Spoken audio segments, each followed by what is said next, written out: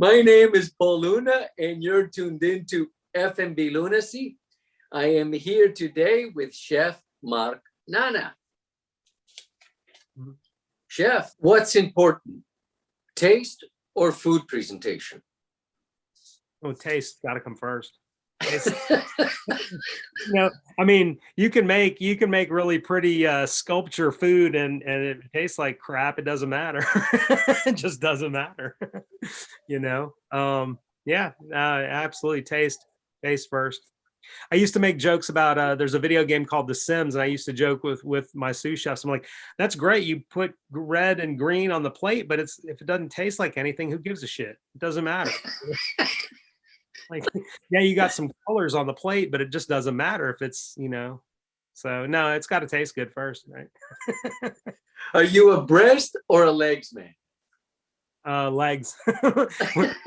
when I ate meat, the tastiest part of the chicken is legs and thighs,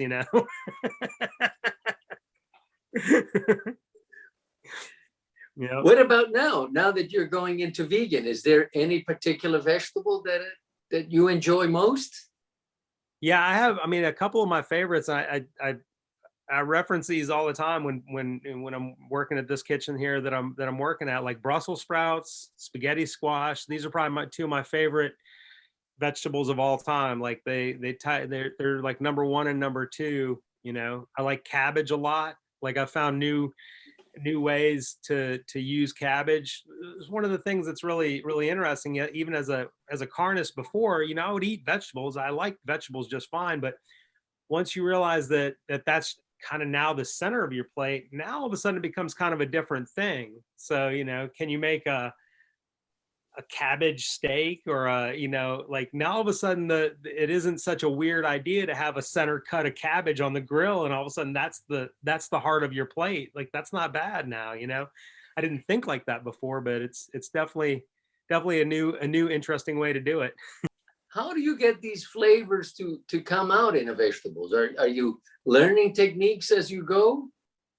I'm, somewhat. There's a lot of times I'm applying the same sort of mentality to meat. Like the reality is there's only a handful of ways to cook anything, and if you really get a good sear, or if you get a good char, sometimes, char is its own flavor, like a burnt, caramelize the shit out of it, as I used to call it, like, that's its own flavor if it works with what you're doing. If it's not off-putting, if you char it correctly, that's in and of itself. I a long time ago, when grilled romaine was always kind of funny to me, now it's not. Like now it just makes sense to me. Like now it's like, oh, you're just burning the sugars in that particular vegetable instead of the meat this time. Now it's the vegetable. So I'm learning some new things, but primarily I'm applying things I knew to a thing I didn't really focus on before. So that's kind of how it's coming about, I guess. Is there a food-related product that you eat that is embarrassing? Food-related product that I eat that is embarrassing. Think about that one. I don't know. I can't say that I'm embarrassed by any of the foods. I sort of have a foot in both worlds in my mind, at least. I just turned 51, and my entire life I was a meat eater until just 2 years ago. So where I'm not one of these militant vegans that's like, oh, this and that, and you have to be in the thing. Like, no, like you have to eat what nourishes you, what makes you feel complete as a person, that you can't be shamed at that. But I also sort of had that mentality, like, I understand why people like to eat meat. I understand why people like to eat eggs.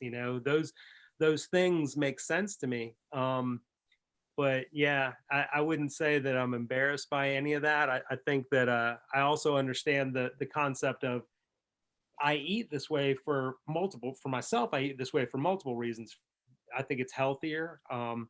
For the longest time, even as a chef, as a carnist chef, I felt that if I ever had to actually kill the animal that I was preparing, I probably couldn't have done it. if we were in the times where you had to kill and butcher the thing that you just killed to be able to fix it to eat, I probably would have been a vegetarian or a vegan a long time ago. You know, that's just the reality of it. And I'd said this even for years as a chef. I was like, if I had to kill this chicken, I would not eat chicken. I love it, but that's not, I don't feel good about that. So it was kind of a cop out to allow somebody else to kill the thing that I would then eat. Right. So, uh, yeah, no, I don't mind picking Brussels sprouts off the stalk, or, you know, a peach off the tree. That's fine. What's important in your life today? Just happiness and family, you know, happiness because of family. Honestly, that's really it. My two cats and my wife. That's the center of the universe as far as I'm concerned. Nothing else really. If we're good, everything else is passable. Everything else is fine. You know.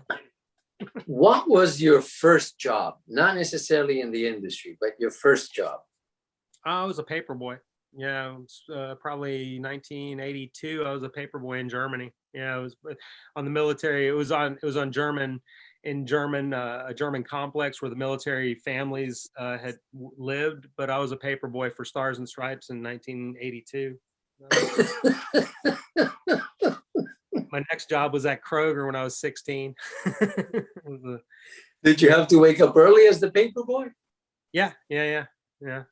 My mom only had to do my paper out 2 or 3 times because I was also kind of a lazy kid, but she made me get my ass out of bed and go do it. Only a couple times when I was sick or just, you know, got up too late and wouldn't go. You know, when she have to fill in. But other than that, I did pretty good. I like the money, so I didn't mind hustling. The paper hustler. Paper hustler. Fill in the blank. Cooking is? Cooking is a necessity to sustain living. Cooking is necessary. What does playing with yourself mean to you? Yeah, I think honestly, just that, like playing in the kitchen. Honestly, like you know, that's where I actually have fun. You know, applying what I have. I feel like I have an immense food knowledge, and I like to apply that to what I'm doing, and really just that, like playing around with like, well, can I make my version of that? You know. One of the vegan products that's you know, come out on the market is the Just Egg scramble, which essentially it amounts to a lentil batter, like a thin lentil batter is kind of what Just Egg is. I think there's some extra refining, maybe it's a super fine version of it, but as soon as that came out, it was really expensive on the front end. Now they've gotten it under $4 for the container, but when it first came out, it was about $8. I bought it once or twice, and I saw the ingredients, and you know, and that's honestly where I play. Like I look at the ingredients and go, oh, it's lentil flour, like it's lentils in there. So like, well, how can I, you know, fake that? How can I make my version of that and save, you know, at the time $8, you know? And I was like, well, I can do that. I'll be a cheap ass and, you know, spend $1 on some lentils. I'll make the lentil flour, you know, and so to me, I think that's it. Using my knowledge to try to figure out how to cut the cost of of the product. Like, see, can I replicate that? Can I make that happen, or a passable version of it? Are you currently cooking a lot these days at home? Yeah, honestly, the funny thing is my wife, you know, she used to joke, like all her friends, you know, it's typical chef story. It's like, oh, you're married to a chef. That's so great. You know, it's like, well, he doesn't ever cook at home. He never, like when I was working, I wouldn't cook anything at the house. On a day off, it's like, let's go to so-and-so's restaurant. Let's go eat somewhere else. I'm not going to stand here in the kitchen on my day off, but you know, I spend the majority of my time not in kitchens. Yeah, I spend a lot of time, you know, my wife will get up on a Sunday and I'm in the kitchen. I've got like, today I'm going to make a cheese and I'm going to make a mayonnaise. I'll make a Caesar dressing. And I got this other project. I'll make a fake meat thing later, a pastrami or whatever. Like, so yeah, now I cook a hell of a lot more than I ever did before. So yeah. What type of music do you enjoy listening to? Still mostly the heavy stuff, honestly. Like I'm still into into loud, noisy, heavy music. Still, you know, and it's funny because I guess I'm kind of locked into the sort of early 2000s when I really kind of locked into heavy music. I still listen to those records from the early 2000s. You know, I'll listen to new stuff here and there, but I'm kind of like, yeah, that reminds me of this other thing. I'm going to listen to the thing I liked better before. Still stuck there. Chef, do you consider yourself a lunatic? Yeah, I mean, I think, you know, I I think I still buy into the idea that you know, as an artist, regardless of what your medium is, you have to kind of be a little crazy to think you can play with those boundaries. You know, it's, I think cooking is just that. It's, you know, I used to, on one hand, it's like, oh, you know, culinary arts, you're an artist. You kind of are. You know, if you make a thing out of, you know, just some ingredients combined, you know, it's what mystifies people who can't cook. Wow, I can't believe how you did that. I was like,